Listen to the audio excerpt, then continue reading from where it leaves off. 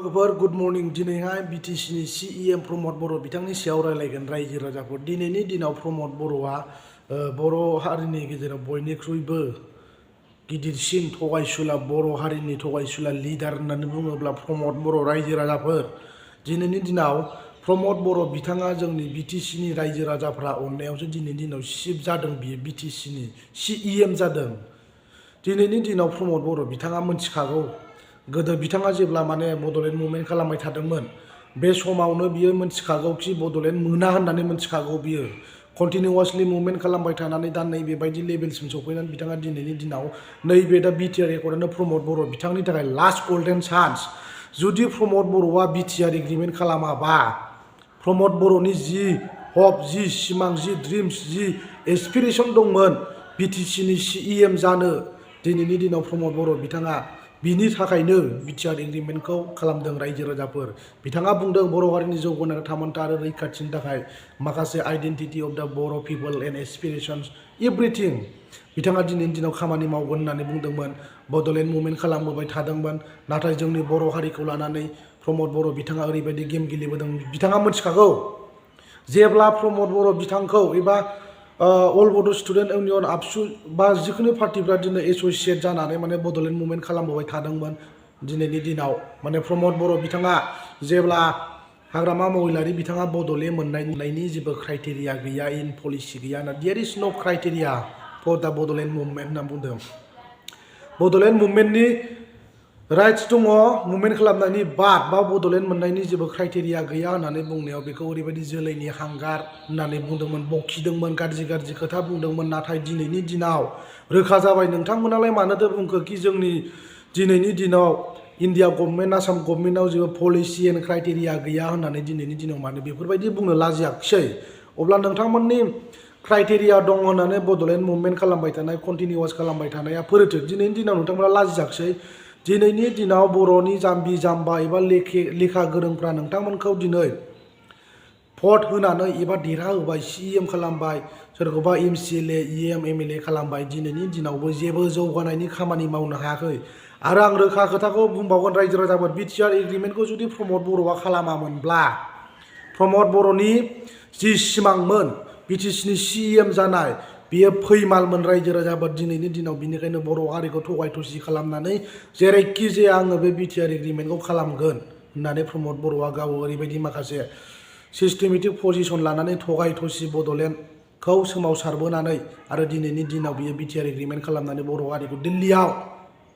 final and कमप्रिहेन्सिभ solution लिरनानै गारबोबाय रायजो राजाफोर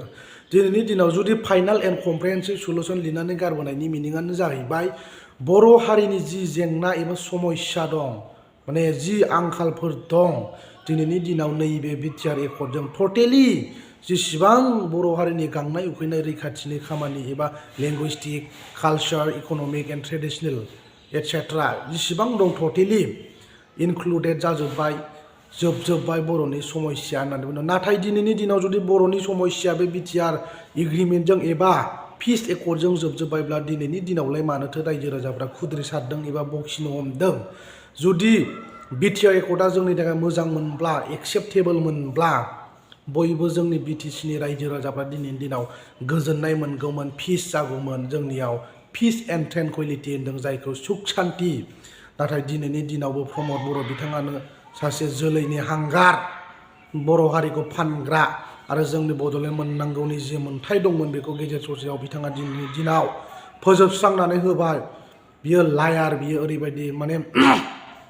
गावखौ बुङो बियो ससियेल मिडियायाव I am a very simple man होननानै बुङो लाजिदों दिनैनि दिनाव गिदिर खोथा बुंग्रा साला माने EM MCLA EM CEM जानायनि सिमां गैया होननानै बुंनाया दिनैनि दिनाव नोङो रोखा जाबाय लाजिनांगौ आरो खायफा बिथांमोन दङ UPPLनि सापर्टार बिथांमोना जेबो माखासे लेखा रोङि जाम्बाफोर दङ बिसोर ओरैबायदि कमेन्ट बुङो एबा माने लिरनानै बुङो नोंसोर खालामदोलाय ब्रादे बेफोरबायदि खोथा बुङो बे मोनसे खोथा जायो प्रमद बर'आनो थिनदों खोमा बिथांमोनखौ बिदि बुंनो दिनैनि दिनाव नोंसोरो रोङाब्ला बेबायदि कमेन्ट दाबुं BTR एकर्डआव मा लिरनाय दं बे मेनिफेस्ट'आव मेम'रेन्डाम अफ सेटेलमेन्टआव मा लिरनाय दं बेखौ फराय बुजि बिनि उनाव खोथा बुं फेसबुकआव पस्टिं खालामनाय गाज्रि कमेन्ट खालामनायखौ बाद हो हायोब्ला मोखां देखाय खोथा बुं बुजिबाय नलेज दङब्ला एबा पावार दङब्ला खोथा बुं दिनैनि दिनाव बर' हारिखौनो फानग्रायानो जाहैबाय प्रमद बर' रायजो राजाफोर मानो बर' हारिखौ फानदों होननानै बुङोबा बिथाङा जुदि CEM जानायनि गोसो गैयामोनब्ला जोंनि दिल्लीयाव दिनैनि दिनाव बिथाङा बेबायदि BTR एकर्डखौ खालामनाय नङामोन बियो जोंनि BTR एकर्ड दा प्रमद बर' खालामनाय BTR एकर्डजों जोंनि बर' हारिया जोंनि जि थांनानै थानाय 50 बोसोर 100 बोसोरनि गेजेराव जोङो बे BTR एकर्डजोंबो जों थांनानै थानो हानाय नङा माखासे फैबाय थानाय समफोराव माबायदि सिचुएशन जागोन बे BTR एकर्डआबो जोंनि बर' हारिनि अलखद जानाय समाव जेबो एबा माबा मोनसे सेफटि एबा सेफगार्डनि थाखाय जेबो खामानि मावनानै होनो हानाय नङा एबा मोजां नङा बेनि थाखायनो जोङो बड'लेण्ड मुभमेन्टखौ दाबिदोंमोन डिमान्ड खालामदोंमोन नाथाय प्रमद बर'आ गावनो गोसोआव दंखायो माने माब्ला आङो प्रमद बर'आ माने ओरैबायदि प्रमद बर'नि साननाया रायजो राजाफोरा आं दिनै बे खोथाखौ नोंथांमोननो खोन्थागोन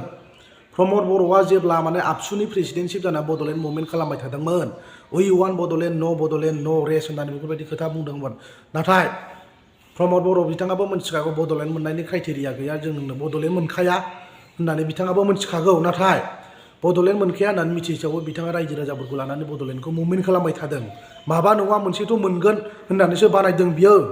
मेन उद्देश्यआ मेन थांखिया जाबाय जोंना बड'लेण्डमोन नाथाय बड'लेण्ड मुभमेन्ट खालामनानै बिथाङा दिनैनि दिनाव बड'लेण्ड मोनाब्लाबो माबा मोनसे फिसा बुस्थुखौ मोनगोन जुदि मोनोब्ला एग्रिमेन्ट जायोब्ला रायजो राजाफोर माने माबा मोनसेथ' जोंनाव जौगानाय फैगोन बेफोरबायदि साननानैसो बिथाङा दिनैनि दिनाव नैबे BTR एग्रिमेन्टखौ खालामनानै BTR एग्रिमेन्ट जाखाङोब्लाथ' आङो CEM जागोन BTCनि हाग्रामानि सिटखौ आं सेख'नो हागोन बेफोरबायदि साननानैसो बिथाङा दिनैनि दिनाव बर' हारिखौ गोबाव समनिफ्राय थगायबोनानै बड'लेण्ड मुभमेन्ट खालामफ्लादों आरो रायजो राजाखौ फानबाय बर' हारिखौ फानबाय दिनैनि दिनाव बिनि थाखायनो बिथांखौ बयबो रायजो राजाफोर दिनैनि दिनाव माने बेफारि होननानै बुंदों दिल्लीयाव फाननानै फैदों दिनैनि दिनाव लाजिया बिसोरो बड'लेण्ड मुभमेन्ट खालामनांगौनि जेबो जोंहा लामायानो गैला दिनैनि दिनाव फानबोखाबाय अलरेडि दिल्लीयाव फाइनाल एन्ड कमप्रिहेन्सिभ सलुसन जाखाबाय अब्ला मा मोखाङै मा माबा लानानै जोङो सिस्टेमेटिक स्ट्रेटेजि लानानै जोङो मारै बड'लेण्ड मुभमेन्ट खालामबावनो होमबा साननानै नायदो नोङो रायजो राजाफोर माबायदि जोंखौ ओरैबायदि माने गाज्रि अबस्थायाव एबा जि मोननांगौ गोजौ लेभेलाव सहैखानाय बड'लेण्ड मुभमेन्ट बेखौनो गेजेर ससेयावनो दंस' खालामना होबाय रायजो राजाफोर नायदो प्रमद बर'आ डिस्ट्राक्सन खालामग्रा मानसिसो